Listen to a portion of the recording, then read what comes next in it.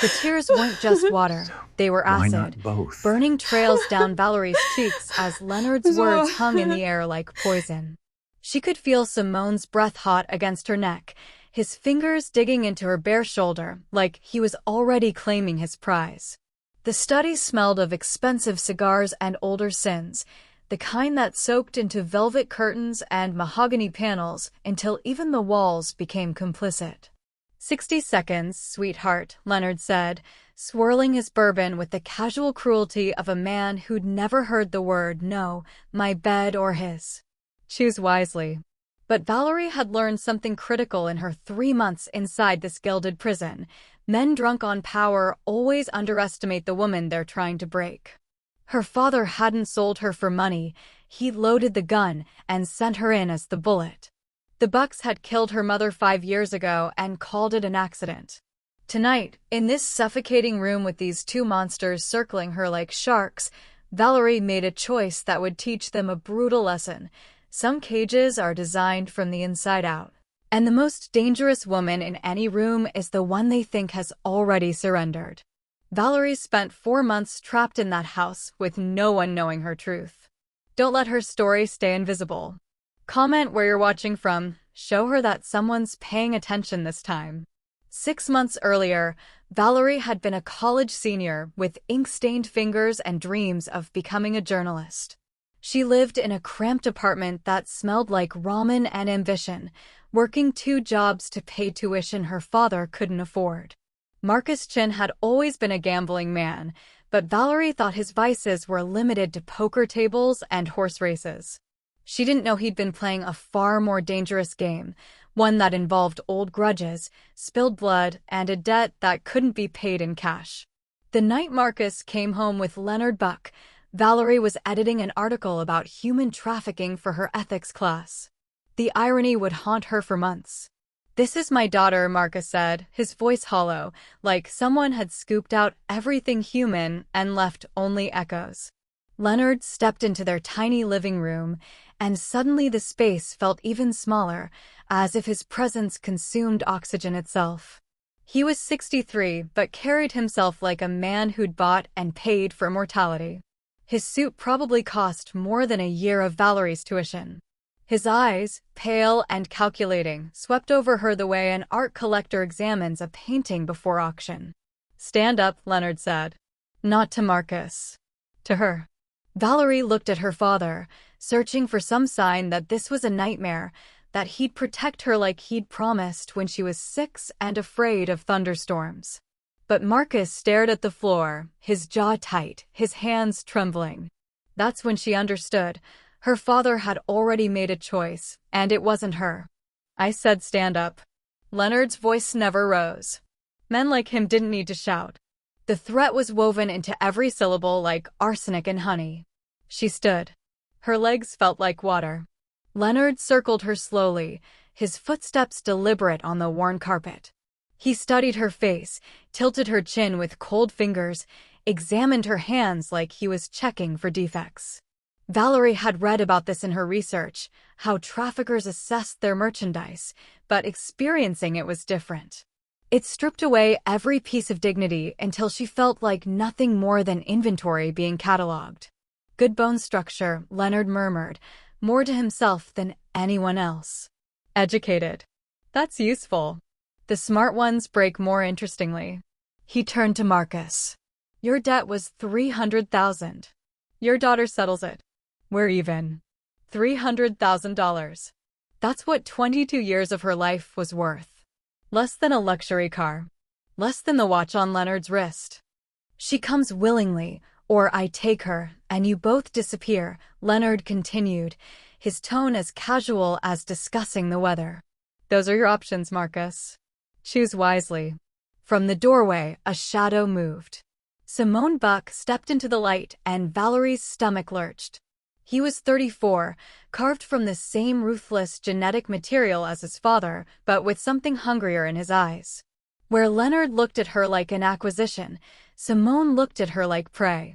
His gaze traveled over her body with open possession, a smirk playing at his lips that promised terrible things. "Does she know how to behave?" Simone asked, addressing his father but never taking his eyes off Valerie.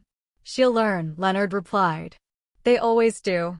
Valerie wanted to scream, to run, to fight.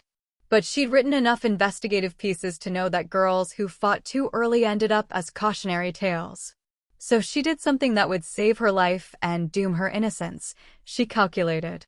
She looked at her father's broken face and understood that whatever was happening went deeper than gambling debts. Marcus Chin had been a Marine, a man who'd once dragged her from a burning kitchen without hesitation. That man wouldn't trade his daughter for money, but he might trade her for revenge. Their eyes met for just a second, and in that moment, Valerie saw it. The apology, yes, but also the plea. "Trust me." Even though she couldn't. Even though he was feeding her to monsters. "I'll go," Valerie heard herself say. Her voice sounded like it belonged to someone else, someone braver or more foolish. "But I need to pack my things." Leonard smiled, the expression never reaching his eyes. "You won't need anything from this life. The Bucks provide everything." He placed a possessive hand on her shoulder, the same shoulder Simone would claim 6 months later in that suffocating study. "Welcome to the family, Valerie." As Leonard led her toward the black Mercedes waiting outside, Valerie glanced back one final time. Her father stood in the doorway, tears streaming down his face, his lips forming words she couldn't hear but somehow understood. "I'm sorry. Forgive me." Burn them down. She wouldn't forgive him, but she would burn them down. That promise became the only thing keeping her breathing as the car door closed and the life she knew disappeared into the rearview mirror. The Buck estate sprawled across 12 acres of manicured lawns and carefully cultivated silence. From the outside, it looked like something from architectural magazines, all marble columns and floor-to-ceiling windows that caught the sunset just right. But Valerie learned quickly that beautiful prisons were still prisons, and golden bars cut just as deep as iron ones. Her room was on the 3rd floor, East Wing. Leonard had it prepared before she even arrived, which meant he'd planned this acquisition long before that night in her apartment. The bedroom was larger than her entire former living space, decorated in whites and creams that felt sterile, like a hospital room designed by someone with too much money and too little soul. Fresh roses arrived every morning, always white, always scentless. She later learned that Leonard chose white because it symbolized purity, and he liked the irony of surrounding his possessions with things they could never be again. "You'll want for nothing here," Leonard said that first night, standing in her doorway like he owned it. Because he did. He owned every doorway, every breath of air, every moment of her existence now. "I take care of what's mine." The gifts started immediately. A diamond bracelet on her pillow the second morning. A closet full of designer clothes by the end of the first week, all in sizes that fit perfectly because Leonard had somehow obtained her measurements. Each present came with a card in his precise handwriting, "For my beautiful investment," or "A beautiful girl deserves beautiful things," or most chillingly, "Every queen needs her crown." Valerie understood the strategy because she'd studied it in her psychology classes. This was love bombing, the first stage of conditioning used by abusers and cult leaders alike. Overwhelm the victim with generosity to create obligation, to make them feel grateful, to confuse their instincts about danger. The gifts weren't kindness. They were chains made of platinum and diamonds, each one a reminder that she belonged to him, that he could give and therefore could take away. But if Leonard's approach was the velvet glove, Simone was the iron fist beneath it. The first time he came to her door was 3 nights after her arrival. Valerie had just gotten out of the shower, her hair still damp, wearing the silk robe that had been hanging in the bathroom like it was waiting for her. The knock was soft, almost polite. She made the mistake of opening it. Simone leaned against the doorframe, still dressed from whatever dark business the Bucks conducted after midnight. His shirt was partially unbuttoned, and there was something predatory in his smile that made every instinct scream danger. "Just checking on you," he said, his eyes traveling down her body with deliberate slowness. "Making sure you're settling in." It's a big house. Easy to get lost. Easy to need help finding your way. I'm fine, Valerie said, keeping her voice steady even though her heart was trying to punch through her ribcage. She started to close the door, but his hand shot out, holding it open. Not forcing it, just preventing her from shutting him out. The message was clear: doors only closed when he allowed them to. My father likes to play the gentleman, Simone continued, stepping closer, crowding her space without technically entering her room. He likes to pretend this is some kind of fairy tale where he's the prince rescuing you from poverty. But we both know what you really are here, don't we, Valerie? She didn't answer. Couldn't. Her voice had fled somewhere deep inside where it felt safer. You're the prize in a game between me and the old man, Simone whispered, close enough now that she could smell the whiskey on his breath. And I always get what I want eventually. The question is whether you're smart enough to choose the winning side before things get uncomfortable. Then he was gone, walking down the hallway whistling something that might have been a lullaby. Valerie closed the door and slid down against it, finally allowing herself to shake. She dragged her desk in front of the door that night, and every night after. It wouldn't stop him if he really wanted in, but the scraping sound of furniture would at least give her a few seconds' warning. The pattern established itself quickly. Leonard during the day, playing the benefactor, taking her to expensive restaurants where he'd introduce her as his ward while his hand rested possessively on her lower back. Simone at night, appearing in hallways, in the library, in the garden, always with that same predatory smile, always reminding her that his father's gifts meant nothing, that youth and violence would eventually triumph over age and money. They were training her, she realized. Leonard wanted gratitude and submission bought through luxury. Simone wanted fear and surrender won through intimidation. Both wanted ownership. Neither saw her as human. But Valerie had learned something crucial in those first weeks. Men who see you as a trophy are too busy polishing their own egos to notice when the trophy starts studying the display case, learning its weaknesses, planning its escape. They thought they were breaking her down. They didn't realize she was taking notes on everything, cataloging every contradiction, every moment of rivalry between father and son. Because trophies don't think. Trophies don't plan. And that assumption would become their fatal mistake. The library was the only room in the Buck estate that felt lived in, the only place where the oppressive perfection cracked enough to let something real breathe through. Valerie started spending her afternoons there, partly because it was the one space where neither Leonard nor Simone lingered, and partly because books had always been her sanctuary. Among the leather-bound classics and first editions that Leonard collected like trophies, she could almost pretend she was still herself. She found the journal on a Wednesday afternoon when autumn rain hammered against the windows hard enough to drown out thought. It was wedged behind a row of medical texts on the highest shelf, wrapped in faded blue silk that had probably been vibrant once. The fabric disintegrated slightly at her touch, releasing the musty smell of years and secrets. The first page bore a name in elegant script: Catherine Marie Buck, 1987. Valerie's hands trembled as she turned the pages. She'd heard whispers about Leonard's late wife from the house staff who pretended not to see her. Catherine had died 15 years ago when Simone was 19. The official story was a riding accident, a tragedy that Leonard rarely spoke about except to use it as evidence of his capacity for grief, his human side. But the woman who emerged from these journal entries wasn't a memory Leonard grieved. She was a warning Valerie was meant to find too late. June 3, 1989, Leonard bought me a sapphire necklace today. It matches the bruises on my wrists perfectly, though I don't think he noticed the irony. Or perhaps he did. With Leonard, cruelty is always intentional, even when it masquerades as love. Valerie's stomach tightened. She flipped forward, watching years compress into increasingly desperate entries. March 17, 1991, Simone is 6 now, and already I see his father's coldness taking root. Leonard teaches him that people are possessions, that love is ownership. I try to shield him, but Leonard's poison runs deeper than my antidote.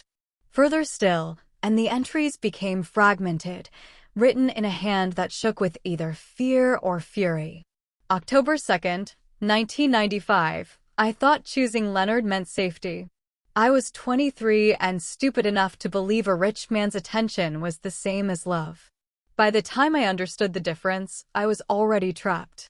The prenuptial agreement Leonard had me sign wasn't a marriage contract. It was a deed of sale. Then came the entry that made Valerie's blood run cold. January 8th, 1998. It started. The thing I feared most.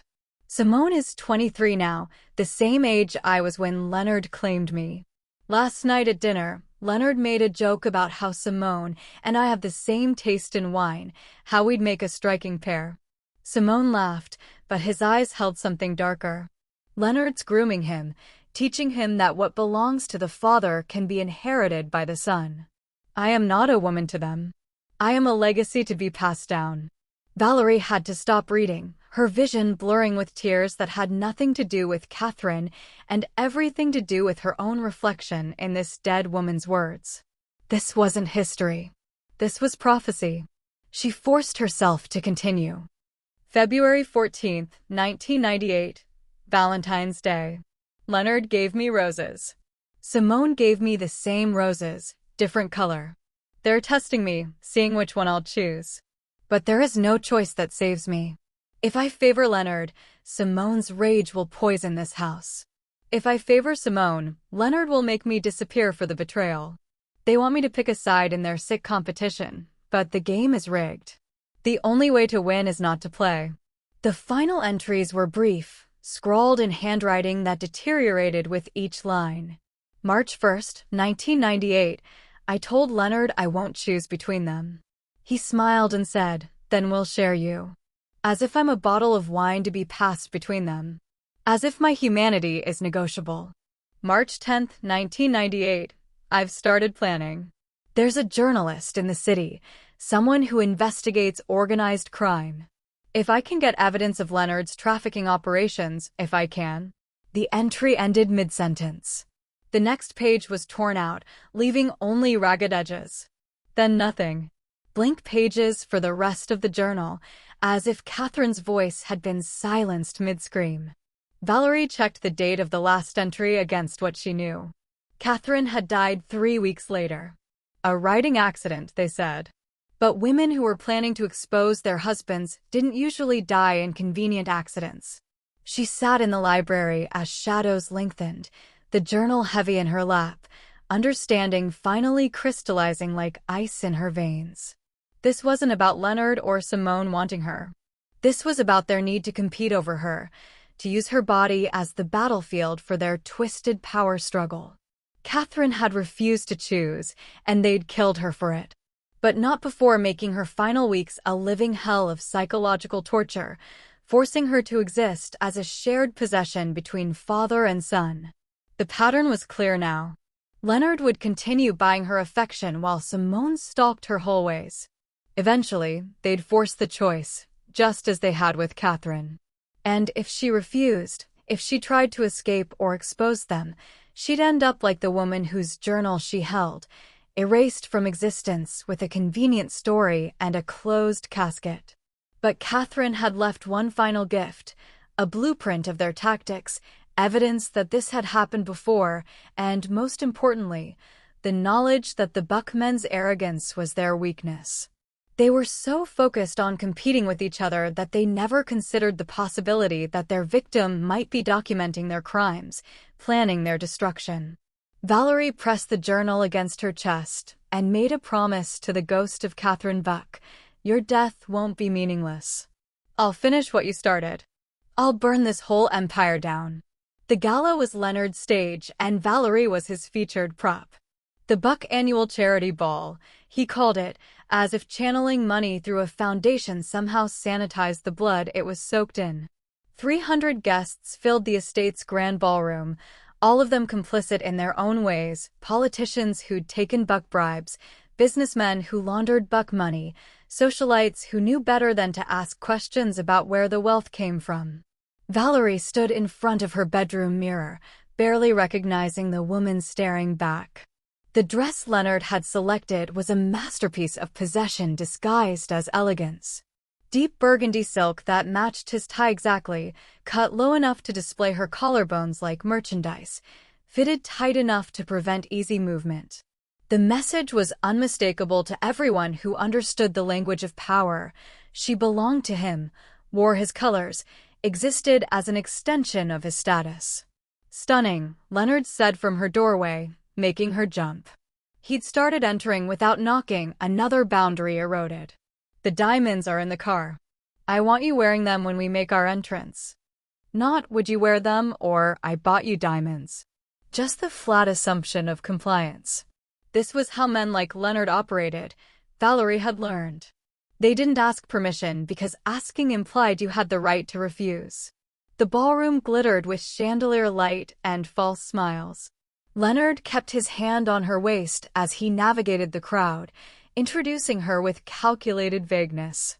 "This is Valerie, my ward," he'd say, the word dripping with implications that made the men smirk and the women's eyes sharpen with judgment. She could feel their assessments, their assumptions: gold digger, mistress, whore. None of them saw a prisoner. Victims of powerful men rarely looked like victims, which was exactly how the powerful preferred it. When the orchestra began playing, Leonard pulled her onto the dance floor with the confidence of someone who'd never been denied anything.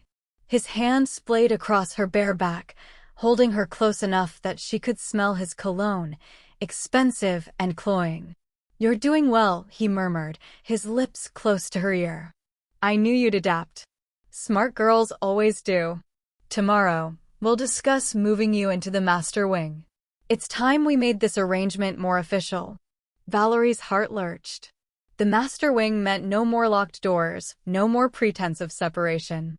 It meant becoming Catherine, living out the same nightmare until it ended the same way. Before she could respond, someone cut in. Simone's hand was suddenly on his father's shoulder, his smile sharp as a blade. "Mind if I dance with our guest, Dad? Wouldn't want people thinking you're monopolizing her." The tension between them crackled like electricity. Leonard's jaw tightened, but he couldn't refuse without making a scene. So he stepped back with a tight smile, releasing Valerie to his son like passing a baton in a race she never agreed to run. Simone pulled her close, closer than his father had dared, his hand sliding lower on her back in deliberate provocation. He moved her across the floor with practiced grace, and to anyone watching, they looked like any other couple dancing. No one saw the predator's grip, the way his fingers dug into her skin just hard enough to remind her who was stronger. "You looked good with the old man," Simone whispered, his breath hot against her neck. "But we both know that's not what you want.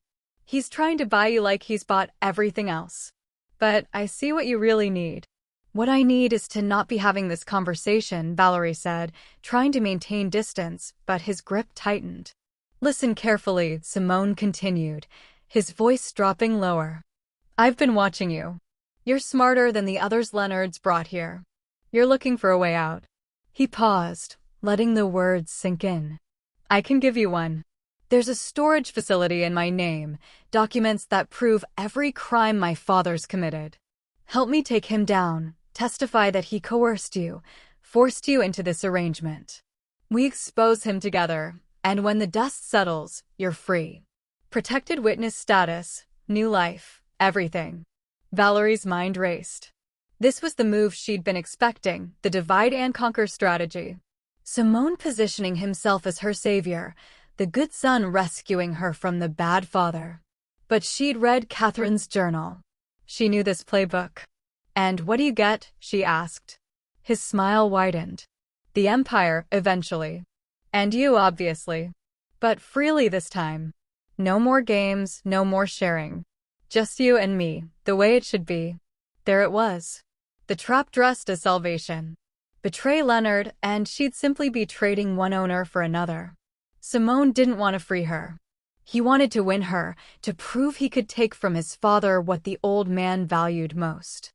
"Think about it," Simone murmured as the song ended. But don't think too long. Leonard's planning to announce your engagement next week. After that, there's no way out. He released her, disappearing into the crowd, leaving Valerie standing alone in the middle of the dance floor while the orchestra began another song. Across the room, Leonard watched with eyes that missed nothing, his expression unreadable but his message clear. He'd seen the conversation, noted the intimacy, and would demand explanations later. Valerie realized she was shaking, not from fear but from rage. Both men thought they were offering her choices, but they were really just presenting different versions of the same cage. Leonard's gilded prison or Simone's promised freedom that would inevitably become another form of captivity. Neither option included what she actually wanted, genuine freedom, justice for Catherine, and the destruction of the entire Buck legacy. She excused herself to the bathroom, locked herself in a stall, and let the tears come. Not tears of defeat, but of clarity. She'd been playing their game, reacting to their moves. But Catherine's journal had taught her something crucial. The only way to win a rigged game was to flip the entire board. If you want to see how Valerie's fight ends, hit that like button and subscribe. Her story deserves to be heard. The night came 3 days after the gala, on a Thursday that had started with deceptive calm. Valerie was summoned to Leonard's study at 9 p.m., the hour when the estate staff had retired and the house settled into the kind of silence that absorbed screams. She'd learned to dread that particular quiet, the way it made everything feel inevitable, like the whole mansion was holding its breath waiting for something terrible to unfold. Leonard sat behind his mahogany desk, backlit by the fireplace so his face was half in shadow. It was a power move she'd seen him use before, positioning himself so others had to squint to read his expressions while he saw everything clearly. 2 glasses of scotch sat on the desk, already poured. He gestured to the chair across from him. "Sit. We need to discuss your future here." Valerie remained standing. Small rebellion, but rebellion nonetheless. Leonard's eye twitched, the only sign he'd registered the defiance. "I've been more than patient with you," he began, his voice carrying that same measured tone he probably used when ordering executions. "For months of letting you adjust, giving you space, providing everything you could possibly need. But my patience has limits, Valerie. It's time we formalize this arrangement." "Formalize," she repeated, her voice flat. "Like a business contract." "Exactly like a business contract." He stood, moving around the desk with predatory grace. "You'll move into the master's suite this weekend. We'll handle the paperwork to make you legally mine, adoption papers, perhaps, or we could go straight to marriage. I'm flexible on the details. What matters is that everyone understands your place in this family." The words hit like physical blows. Marriage. To a man 40 years older who'd bought her like livestock. The casual way he discussed it, like choosing between investment portfolios, made her stomach turn. "And if I refuse?" Leonard's smile didn't reach his eyes. "Then your father's debt comes due in other ways. Marcus is still alive because of my generosity, Valerie. That generosity expires the moment you stop being useful to me." Before Valerie could respond, the study door opened. Simone walked in without knocking, his timing too perfect to be coincidence. He'd been listening, waiting for this exact moment. "Having a private meeting without me, Dad? That seems unfair, considering we're discussing our shared asset." Leonard's face darkened. "Get out, Simone. This doesn't concern you." "Doesn't concern me?" Simone laughed, the sound sharp and ugly. "You're really going to try to claim her exclusively now? After months of dangling her in front of me like bait? We both know what this is really about. You're terrified of getting old, of losing your edge. So you're trying to prove you can still take what you want, even if what you want is young enough to be your granddaughter. Watch your mouth, boy. Or what? You'll cut me out? We both know you need me to run the operations you're too old to manage anymore." Simone moved closer to Valerie, close enough that she was trapped between both men. "Besides, she doesn't want you. I can see it every time you touch her. She flinches like you're poison." The temperature in the room dropped 10 degrees. Valerie could feel the violence simmering between father and son, years of competition and resentment finally boiling over. And she was the catalyst, the territory they'd chosen for their final battle. "She's mine," Leonard said, his voice deadly quiet. "I paid for her. I own her. You don't get to touch what belongs to me." "She belongs to the future of this family," Simone shot back. "Which means she belongs to me. You're the past, old man. Accept it." They were talking about her like she wasn't even there, like she was furniture being disputed in a divorce. Valerie's hands clenched into fists, her nails cutting crescents into her palms. This was it, the moment Catherine had written about, when the Buck men stopped pretending there was any humanity in this transaction. "Enough." Leonard's voice cracked like a whip. "Valerie, choose. Right now. My quarters or his. One of us takes you tonight, and this debate ends." The ultimatum hung in the air, suffocating. Valerie looked between them, Leonard with his cold calculation, Simone with his volatile hunger. Both pairs of eyes held the same fundamental assumption, that she would choose, that she had to choose, that her only value was in being chosen. Then Simone smiled, and Valerie's blood turned to ice. "Actually, why are we even fighting about this?" He looked at his father, something dark and conspiratorial passing between them. "Why not both?" The words landed like a bomb. Leonard's expression shifted, consideration replacing anger. He was actually thinking about it, weighing the proposal like it was a reasonable business solution. "An interesting proposition," Leonard said slowly. "It would certainly end the territorial disputes. And you're right that together, we control everything. Why should our arrangement with her be any different?" They were talking about sharing her. Not metaphorically, not eventually, tonight. Valerie could see it crystallizing in their eyes, the sick solution to their power struggle. Catherine's journal had warned her, but reading about it and experiencing it were catastrophically different. "No," Valerie whispered, the word barely audible. "No?" Leonard turned to her, almost surprised she'd spoken. "You don't get to say no, sweetheart. That's not how this works. You're a Buck now, whether you like it or not. And the Bucks always share their toys." Simone's hand landed heavy on her shoulder, possessive and threatening. 60 seconds, Valerie. My bed or his. Choose wisely.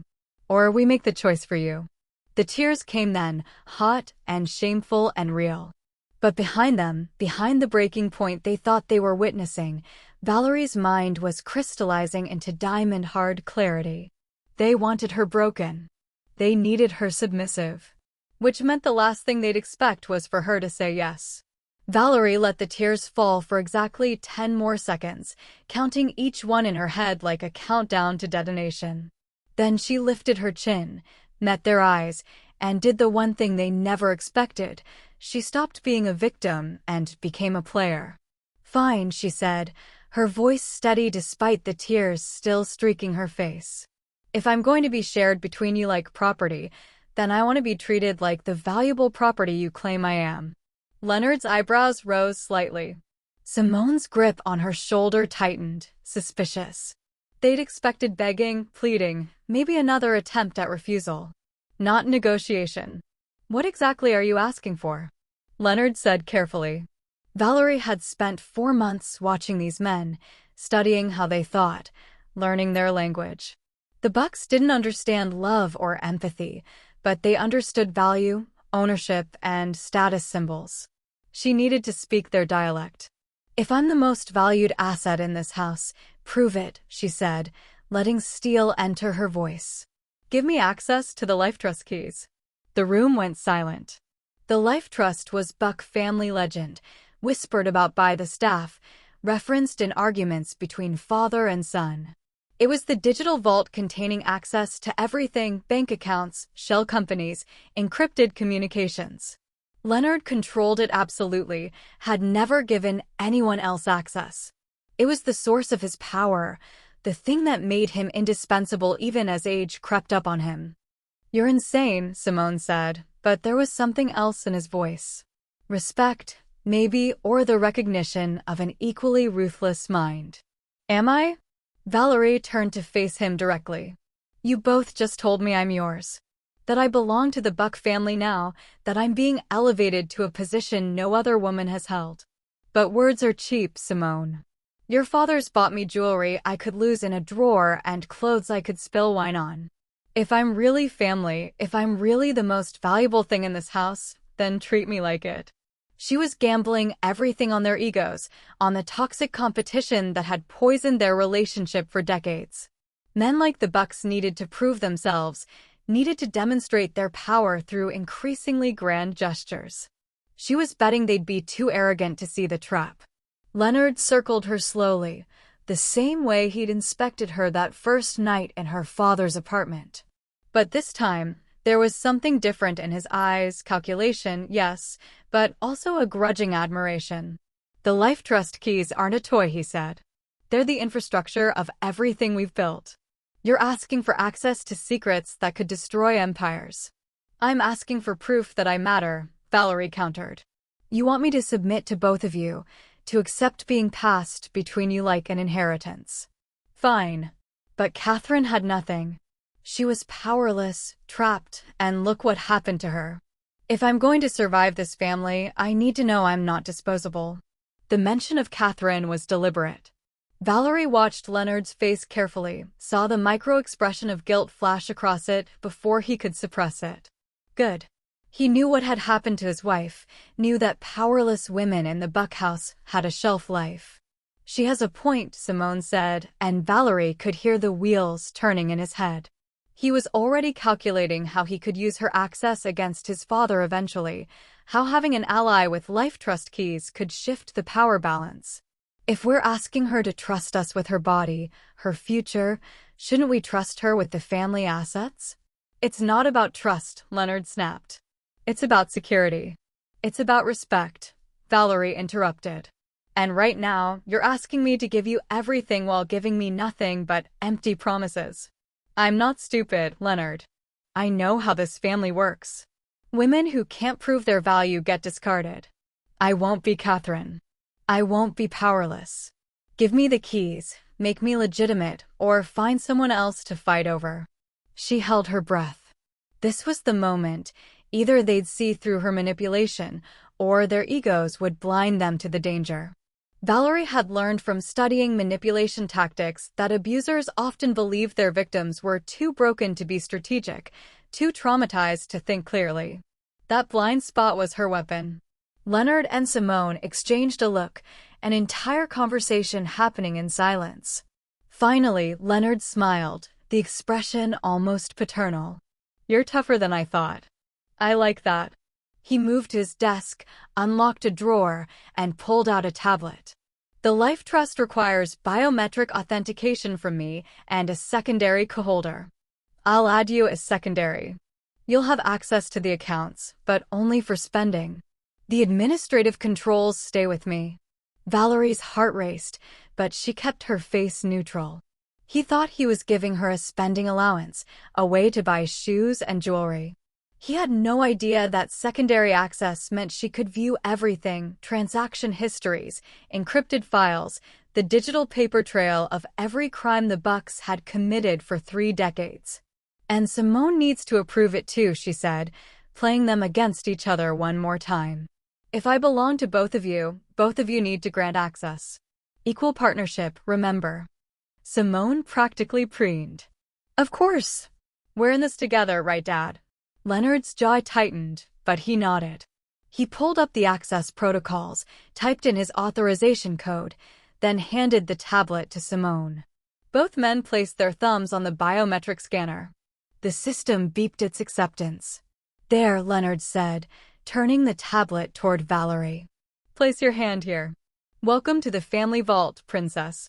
Valerie's hand trembled as she pressed her palm to the scanner.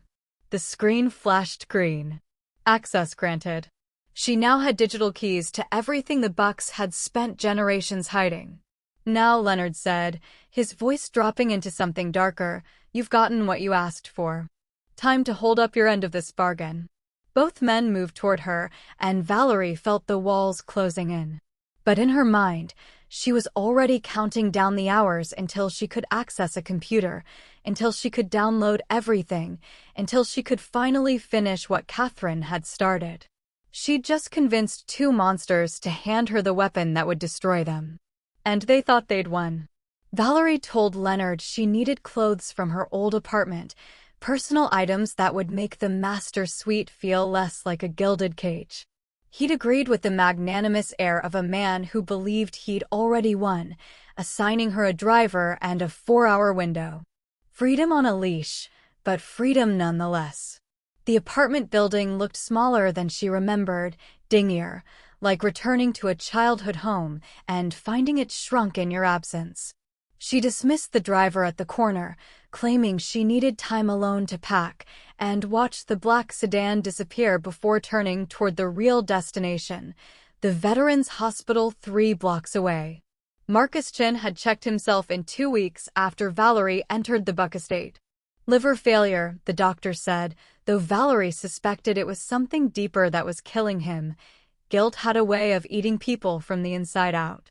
She'd learned his location from a phone call she'd overheard between Leonard and one of his lieutenants, something about the old man finally dying and loose ends tying themselves up. The hospital smelled like disinfectant and defeat. Valerie found her father in room 347, a single occupancy at the end of a fluorescent-lit hallway. He looked like he'd aged 20 years in 4 months. The man who'd once carried her on his shoulders, who'd taught her to ride a bike and check under the hood of a car, had been reduced to a skeletal figure drowning in white sheets. Valerie. His voice cracked on her name. You shouldn't be here. If they find out. I don't care what they find out anymore, she said, closing the door behind her. I need answers, Dad. Real answers. Why did you really give me to them? Marcus tried to sit up, failed, and settled back against the pillows with a grimace. You think I wanted this? You think any father wants to trade his daughter to monsters? Then why? The question came out as a sob. Why did you do it? He was quiet for a long moment, his eyes fixed on the ceiling like he was reading a script written there. When he finally spoke, his voice was barely above a whisper. Your mother. Sarah. You look so much like her now that it breaks my heart every time I think about you. He paused, struggling. She didn't die in a car accident, Valerie. I lied to you. I've been lying to you for 15 years. The room tilted. Valerie grabbed the edge of his bed to steady herself. What are you talking about? Sarah was an investigative journalist. One of the best. She was working on a story about human trafficking, following leads that pointed to a major operation in the city. She got too close, asked too many questions, interviewed too many of the wrong people. Marcus's hands clenched into fists against the sheets. The Bucks killed her. Made it look like an accident. I had no proof, no evidence, just the certainty in my gut and a detective who drank too much at her funeral and said things he shouldn't have. Valerie's legs gave out. She sank into the chair beside his bed, her mind reeling. Her mother. Her brilliant, fearless mother who'd taught her that truth mattered more than safety, that journalism was about giving voice to the voiceless. Dead. Murdered by the same family that now claimed to own Valerie. For 15 years, I tried to find proof, Marcus continued, tears streaming down his weathered face. I gambled because I was trying to get close to their world, to find someone who'd talk. I went into debt because I was chasing leads that went nowhere. And then I realized something. The only way to get evidence on the Bucks was to get someone inside. Someone they'd never suspect. Someone who could access their files, their records, their secrets. The truth hit Valerie like a physical blow. You didn't sell me. You sent me in. I sent my daughter into hell, Marcus said, his voice breaking completely. What kind of father does that? What kind of monster sacrifices his own child for revenge?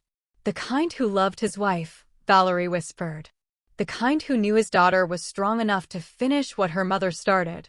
She took his hand, felt how frail it had become, how the cancer or cirrhosis or guilt was eating him alive. And suddenly, everything made sense. The way he looked at her that night, the apology in his eyes, the plea for trust. He'd been sending her to war, knowing she might not survive, but trusting she was her mother's daughter. I found Catherine's journal, Valerie said. Leonard's wife. She tried to do what Mom was doing, tried to gather evidence. They killed her too. Marcus's grip tightened. Then you need to leave. Right now. Forget the evidence, forget the revenge. Just run. I can't. Valerie pulled out her phone, showed him the screen. I have access to their life trust now. Every transaction, every file, everything. I can download it all, get it to the authorities. But I need to know, did Mom have contacts? Someone who'd know what to do with this information. Daniel Torres, Marcus said immediately. FBI Organized Crime Division. He was the one who tried to help your mother. He's still there, still waiting for someone to bring him something solid on the Bucks. He rattled off a phone number that Valerie committed to memory. They sat in silence for a moment, father and daughter, connected by grief and purpose and the ghost of a woman who died trying to expose evil. I'm sorry, Marcus finally said. I'm so sorry for what I've put you through. For what I asked you to become. Valerie leaned forward, kissed his forehead the way he used to kiss hers when she was small and afraid of the dark. You didn't ask me to become anything, Dad. You trusted me to be exactly who Mom raised me to be. A woman who doesn't look away from hard truths. A woman who fights even when she's terrified. She'd be so proud of you, he whispered. She'd be proud of both of us, Valerie corrected. You kept her mission alive. Now I'm going to finish it. She left him there, sleeping finally, his face peaceful in a way she hadn't seen in years. It was the last time she'd see him alive. Marcus Chin would die 3 days later, his death certificate listing liver failure as the cause. But Valerie would always know the truth. Her father died a warrior, a man who'd sacrificed everything, including his daughter's innocence and his own reputation, to ensure that the people who'd killed his wife would finally face justice. Walking back into the autumn air, Valerie felt different. Lighter somehow, despite carrying the weight of 2 women's legacies. Her mother and Catherine, both killed for trying to expose the truth. Both silenced by men who thought power made them untouchable. The Buck men were about to learn that some silences end with explosions. The dinner was Valerie's idea, a detail that should have warned them but didn't. She'd spent 3 days downloading everything from the Life Trust servers, 30 years of manifests, transaction records, encrypted communications between the Bucks and everyone from corrupt judges to foreign trafficking syndicates. Every file copied to 3 separate drives, every drive sent to different locations. One to Daniel Torres at the FBI. One to her mother's former editor at the newspaper. One buried in a safety deposit box under a false name, insurance against anyone trying to make her disappear. I want to cook for you both, she'd told Leonard that morning, her voice soft and submissive in exactly the way he liked. To thank you properly for making me family. For trusting me with the Life Trust access. Let me show you I understand what it means to be a Buck. Leonard had been delighted, seeing it as her final surrender. Simone had been suspicious, but his arrogance won out over his instincts. They both agreed, probably imagining the evening would end with Valerie in one of their beds, finally broken and compliant. She set the dining room like it was a sacred ritual. The estate's finest china, crystal glasses that caught the candlelight like captured stars, white linens that reminded her of surrender flags. She'd sent the staff away, claiming she wanted privacy for this intimate family dinner. No witnesses to what was coming. The menu was deliberate, her mother's recipe for coco vin, the dish Sarah used to make for special occasions. Valerie hadn't cooked it since her mother died, but her hands remembered the motions, and with each step, she felt her mother's presence guiding her. This wasn't just dinner. This was a memorial service. Leonard and Simone arrived at 8, both dressed like they were attending a victory celebration. In a way, they just didn't realize they'd already lost. This smells incredible, Leonard said, settling into the head of the table like a king on his throne. I didn't know you could cook. My mother taught me, Valerie said, placing the first course in front of him. She believed that feeding people was an act of love. Or in some cases, an act of justice. The comments sailed over their heads.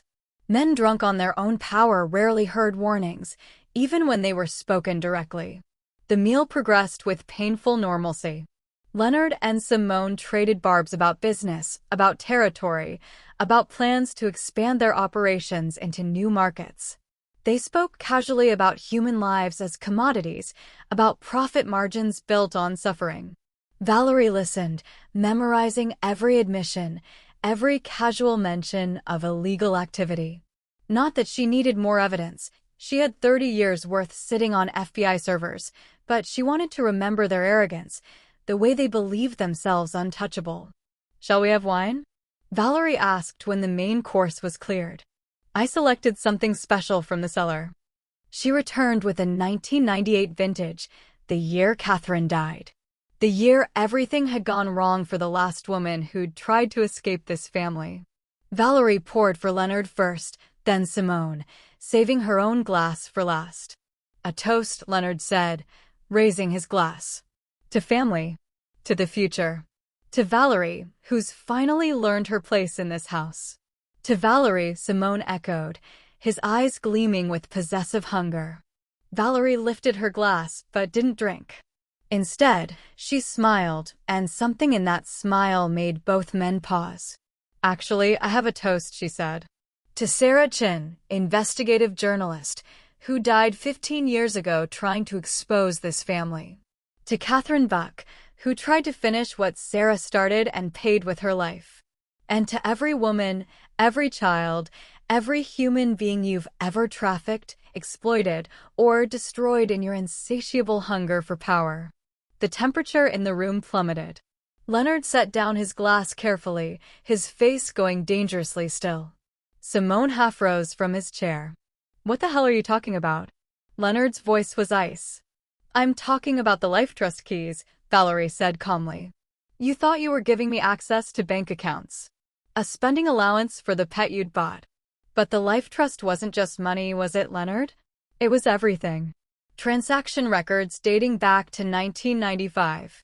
Shipping manifests for your trafficking operations. Encrypted communications with cartel contacts, with corrupt politicians, with everyone who's helped you build this empire of blood." Simone lunged across the table, but Valerie was already moving, backing toward the door. "Don't bother. I'm not here anymore. What you're looking at is a ghost. I left 3 days ago, the moment I finished downloading everything." "You're lying," Leonard said, but his hand was already reaching for his phone, pulling up the Life Trust servers. His face went white as he saw the access logs, the gigabytes of data that had been copied, the timestamps that showed exactly when Valerie had betrayed them. "I sent it all to the FBI," Valerie continued, her voice steady despite the adrenaline screaming through her veins. "Special Agent Daniel Torres, Organized Crime Division. The same agent who tried to help my mother before you killed her. He's had the files for 72 hours. Long enough to verify them, to get warrants, to coordinate with federal prosecutors. Your mother." Simone looked between Valerie and his father, pieces clicking into place. "Wait, Sarah Chin was." "My mother," Valerie confirmed. "The journalist you murdered and made look like an accident. The woman whose investigation I just finished. You killed her, but you couldn't kill what she started. And Catherine, your own wife, tried to continue my mother's work. You killed her too. But here's what you never understood about women like us. We don't break. We sharpen ourselves on your cruelty and come back stronger." Leonard stood, his chair clattering backward. "You stupid girl. Do you have any idea what you've done? The people we're connected to, the power we have, you'll be dead before morning." "Maybe," Valerie acknowledged. "But the files are already public record. Killing me now just adds murder charges to trafficking, racketeering, money laundering, and about 40 other felonies. And here's the beautiful part. The Life Trust had automatic backup protocols. Every time you granted me access, every time I logged in, the system created redundant copies. Even if you delete everything now, it's too late." Through the dining room windows, red and blue lights began to strobe through the darkness. Sirens wailed in the distance, getting closer. Valerie had timed it perfectly, dinner at 8, confession at 9:30, federal agents arriving at 9:45. The wine, she said softly, was from 1998. The year you killed Catherine. The year you thought you'd buried the truth forever. I wanted you to taste that year one more time before everything came crashing down. The front door splintered inward. Tactical teams poured through the estate, shouting commands, weapons drawn. Leonard and Simone were thrown to the ground, hands zip-tied behind their backs, their protests drowned out by Miranda rights being read in clinical, bureaucratic tones. Valerie stood in the doorway of the dining room, watching the Buck Empire collapse in real time. She should have felt triumphant. Instead, she just felt tired and sad and hollowed out by everything she'd sacrificed to reach this moment. Agent Torres approached, his badge catching the light. "Miss Chin? Are you all right?" "No," Valerie said honestly. "But I will be." The estate looked different through the chaos of federal agents, crime scene photographers, and forensic accountants swarming through rooms that had once felt like a fortress. The illusion of invincibility had shattered in less than an hour, replaced by the grinding machinery of justice, moving with methodical precision. Every locked drawer opened, every safe cracked, every secret dragged into fluorescent light where it could no longer hide. Leonard and Simone were being processed separately, a tactical decision by Agent Torres to prevent them from coordinating their stories. Through the study window, Valerie could see Leonard in the back of a federal vehicle, his silver hair disheveled for the first time since she'd known him, his carefully constructed mask of control finally cracking. He wasn't shouting. Men like Leonard didn't shout. But his silence was somehow worse, a cold promise of vengeance that would never be fulfilled from inside a federal prison. Simone was the opposite, all rage and volume, screaming obscenities at the agents, at his father, at Valerie when he caught sight of her through the window. "You lying whore. I offered you a way out. I trusted you." His voice carried across the lawn, shrill with disbelief. The son who'd built his identity on being smarter and more ruthless than everyone else couldn't process that he'd been outmaneuvered by the woman he'd dismissed as a victim. "They're turning on each other," Agent Torres said, appearing beside Valerie. He was 50-ish, with kind eyes that had seen too much darkness and a weariness that reminded her of her father. Simone's already trying to cut a deal, claiming his father coerced him into the family business. Leonard's blaming Simone for the more violent aspects of their operations. It's textbook. The moment predators feel the trap closing, they eat each other. "Good," Valerie said, though the word felt hollow. "They deserve each other." Torres handed her a business card. "You'll need to give a formal statement tomorrow. I know you've been through hell, but your testimony is crucial. The files you provided are damning, but a witness who lived inside their operation, who can speak to their methods and mindset, that's what will keep them locked away forever." "I'll be there," Valerie promised. She would testify. She would face them in court and tell the world exactly what the Buck Empire had built itself on. Not for revenge. Revenge was too small, too personal. For her mother. For Catherine. For every name in those trafficking manifests who'd been reduced to inventory numbers and profit margins. Torres left to coordinate with his team, and Valerie found herself alone on the third-floor balcony, the same balcony where she'd stood dozens of times feeling trapped, studying the grounds like a prisoner memorizing the walls of her cell. Below, agents carried boxes of evidence to waiting vehicles. The Buck estate was being dismantled piece by piece, its secrets packaged and labeled as exhibits. She pulled the original life trust documents from her jacket, the physical copies Leonard had shown her that first night, the ones he'd made her sign to grant access. They were just paper now obsolete. The digital copies were already submitted as evidence, backed up in servers across 3 states. These originals were symbolic, a tangible piece of her imprisonment. Valerie struck a match, watching the small flame dance in the night air. It looked so fragile, this tiny point of light. Her mother had probably lit matches like this 1,000 times, never knowing that her daughter would use fire as a funeral rite. "For you, Mom," Valerie whispered. "For Catherine. For everyone they destroyed." She touched the flame to the corner of the documents. The paper caught immediately, hungry for destruction. She held them as long as she dared, watching the signatures burn, Leonard's precise script, Simone's aggressive scrawl, her own name disappearing into ash. When the heat became too much, she dropped the burning papers over the balcony rail, watching them float down like dying fireflies. The ashes scattered across the manicured lawn that Leonard had maintained with obsessive precision, staining the perfect grass with the residue of his empire. It was a small gesture, ultimately meaningless. The real destruction was already done, would continue being done in courtrooms and prison cells for years to come.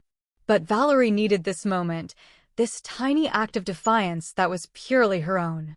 "Miss Chin." A victim advocate approached cautiously. "We have a car ready to take you to a safe house.